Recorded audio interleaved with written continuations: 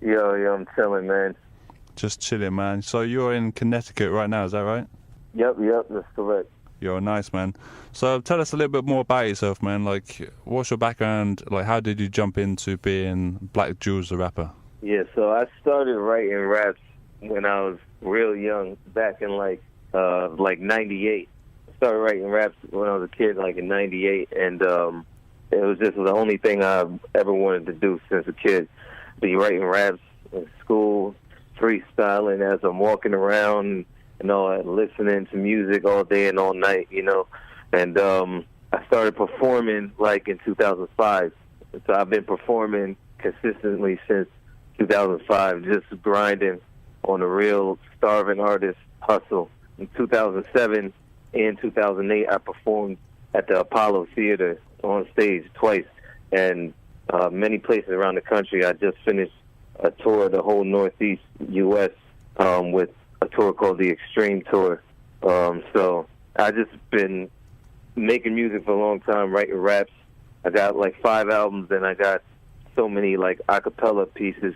Yeah, so I just been like a relentless writer and spitter for years, just trying to get heard, get my words and my art seen and heard by the masses. Yeah, man. So I feel that obviously it's a grind, isn't it? The rap game is a grind. You got to just keep going for it. Definitely. So what's coming up, man? I mean, you got these Never At Them, and we've got the other track come up in a bit. But where did these tracks come from? Is it like just singles you're putting out at the moment? Never At Them was the first single from the album, well, the EP I released last year called Unrivaled. So that was one track out of 6 from that EP. And like I said, I got like 4 other albums. The album I released before that, well, actually 2 albums before Unrivaled, I actually got an award for Album of the Year in 2014 for my album Black Market. So I got plenty of tracks. Like I said, I've been making music for years. And the next track that you have is called Rap King Rap. That was just literally just a rap that was just meant to be just like a lyrical exhibition.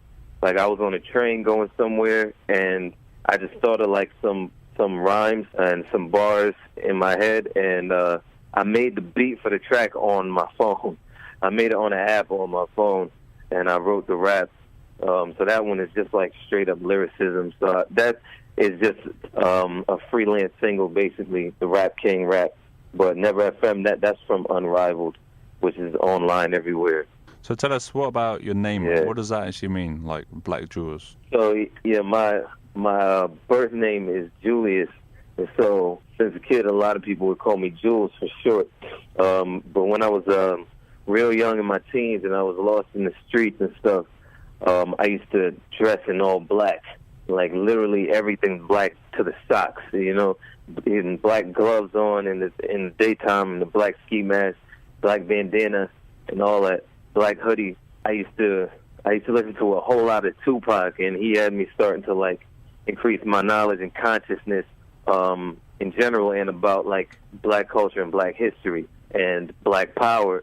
So dudes who knew me, they would like, I'd be dropping knowledge here and there about like black power and black history and stuff, and I'd be dressing all black. So one day, one of my boys, who was like the clown of the group, he said to me, like kind of jokingly, he was like, "Yo, Jewelz, you know what your rap name should be?" And I was like, "What?" He said, "Black Jewelz." And so, like, we laughed it off, but in the back of my mind, I was like, that kind of has a ring to it, you know what I'm saying? Yeah. But years later, when I got converted, God gave it a new meaning, and it's this. Basically, when you have a diamond in its original form, when it's first found, it's covered up in coal. And so, in a matter of terms, it's a black jewel. So Black Jewelz is a metaphor for a diamond in the rough. Yeah, man, I like it, man. On the streets as a kid then, you listened to Tupac. Like, how did you kind of transfer over from Tupac to, like, where you are now? Well, yeah, so my main influences in terms of rap, like I said, one is Tupac. Like, the number one would be Tupac, Lauryn Hill, Nas, and Slim Shady, Eminem. Those are, like, my main influences. They didn't just influence, like, the way I rapped and what I rapped about. They influenced the way I thought and the way I lived life. So in various different ways. But Tupac really, he was the first one who kind of opened my mind to, my spirit to actually, as strange as it sounds, to be more conscious of God and be more like repentant. In a lot of his songs, he would be like expressing his rage and disappointment with life, and a lot of times, ultimately, it would turn into like some form of crying out to God. And Lauryn Hill was very, very knowledgeable and very wise in her lyrics. And as a kid, the things she would sing about and rap about, I didn't know then, were very biblical and scripturally based. So she made it like normal and not unusual to like talk about God and think about right and wrong and stuff like that. I'll never forget that when she won like 5 Grammys in 1999 for her acceptance speech, she went on stage and read Psalm 40 as her acceptance speech. And similarly with Nas also. Nas, anyone who listens to Nas knows he's always dropping like knowledge.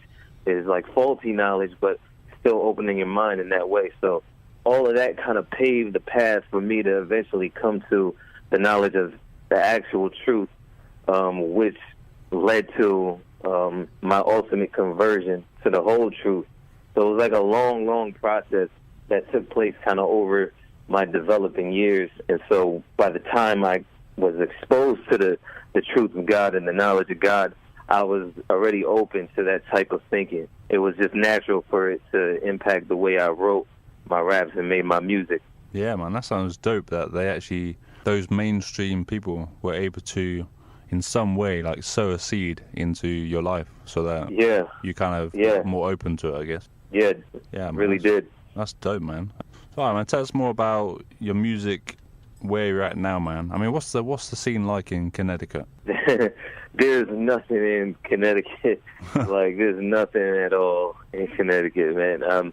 The only real attraction, especially in New Haven, Connecticut, is just Yale University, the world-renowned university, which is like, it's centered like right in the middle of all the hood communities.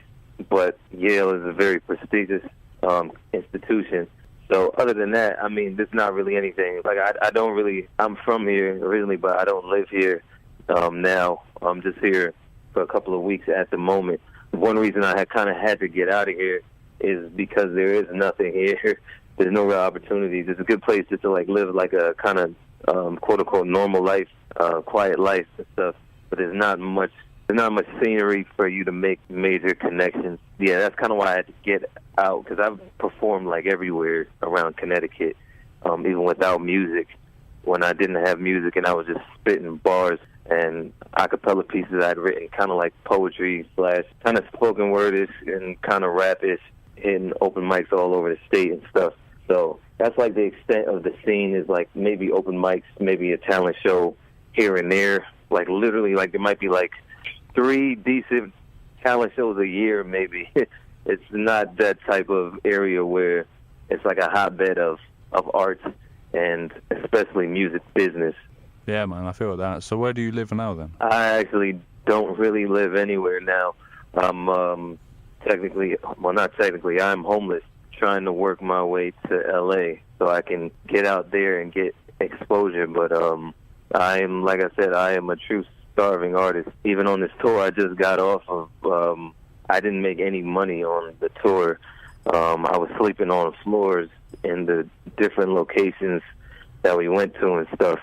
And now I make music, but I still work a job to try and really save up to move, but to be able to eat as well. So, but I'm transitioning. I'm like in transition. The ultimate destination is to get to LA.